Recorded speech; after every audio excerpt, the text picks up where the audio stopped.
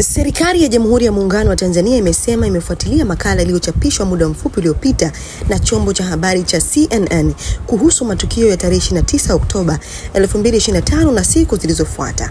Taarifa ya leo Novemba 21, 2025 iliyotolewa na Katibu Mkuu Wizara ya Habari, Utamaduni, Sanaa na Michezo na msemaji mkuu wa serikali Gelson Msigwa, ambayo imechapishwa kupitia kwenye peji ya msemaji mkuu wa serikali ya Instagram. Kuja niweze kusoma hapa ilivyoandikwa. Taarifa kwa umma. Novemba 21, 2025. Serikali imefuatilia makala iliyochapishwa muda mfupi uliopita na chombo cha habari cha CNN kuhusu matukio ya tarehe 29 Oktoba 2025 na siku zilizofuata.